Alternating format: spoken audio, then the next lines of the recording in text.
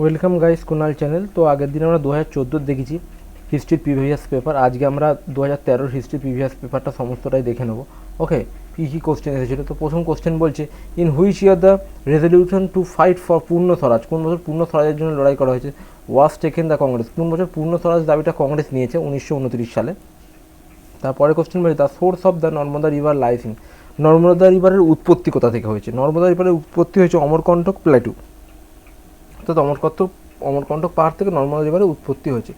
তারপরে বলছি, in whose report the idea of federation of states was first proposal. Okay, উত্তরটা হবে Motilal Nehru.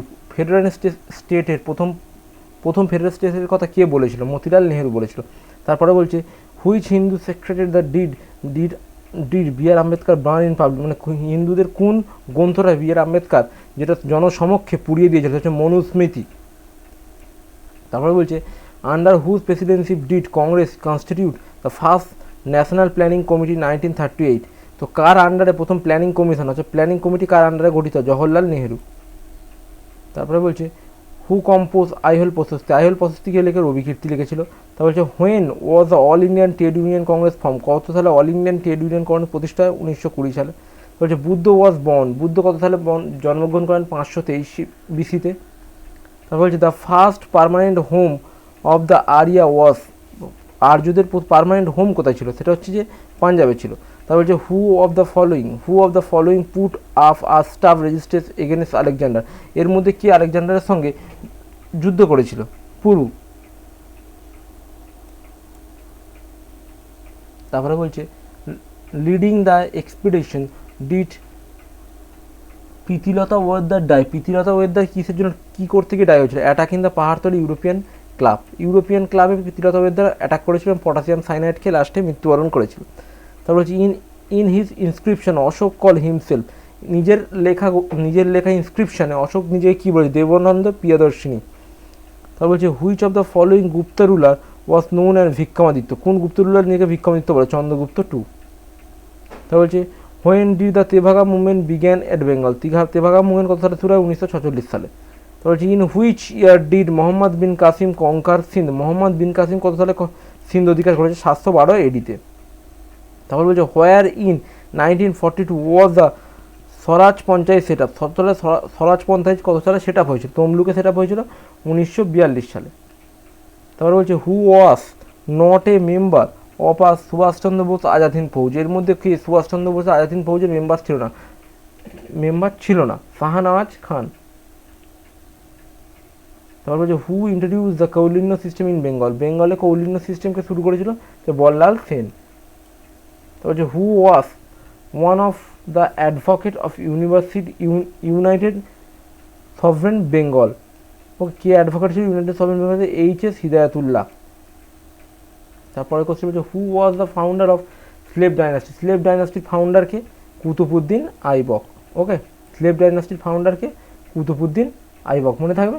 Sorry, এখানে একটু ভুল হয়ে গেল আমার, just a minute. Qutbuddin Aibak হচ্ছে স্লেভ ডাইনাস্টিদের ফাউন্ডার, মনে রাখবে। কুতুবুদ্দিন আইবকের দাস হিস্ট্রিটা ভালো করে মনে রাখবে, তাহলে এর প্রতিষ্ঠাতাকে, দাস সাম্রাজ্যের প্রতিষ্ঠাতাকে কুতুবুদ্দিন আইবক। তারপর বলছে, who wrote Indian wins freedom, কে লিখেছিল India wins freedom, Maulana Abul Kalam Azad. Okay, তারপর বলছে, হু ওয়াজ জালালউদ্দিন মাহাবনীকে রুলার অফ কাওজিমা অর খাইবা।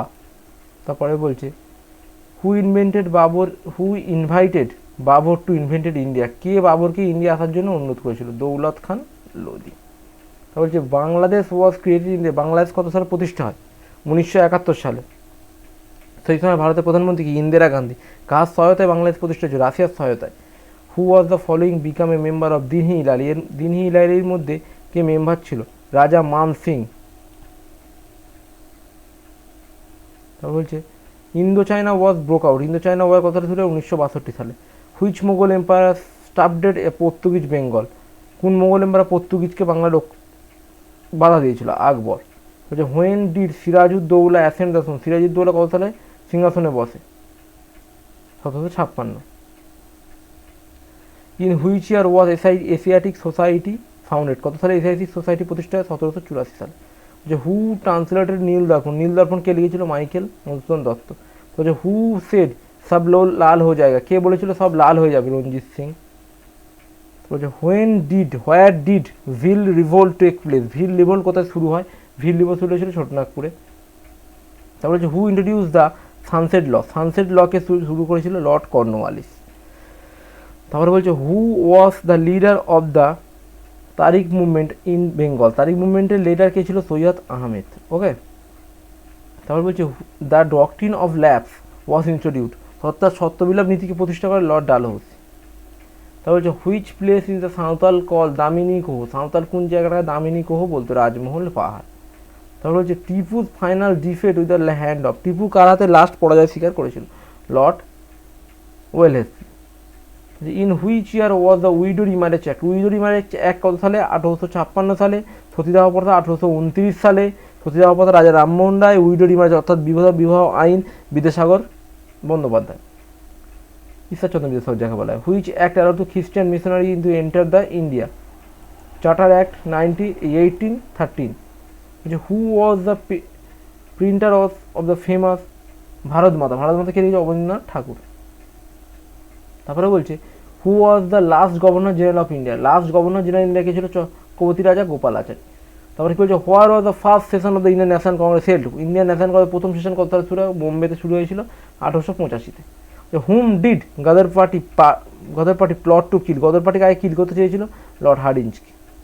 তারপরে বলছে in which year the Hindu college establish, কত সালে হিন্দু কলেজ প্রতিষ্ঠা হয়? 1817 সালে।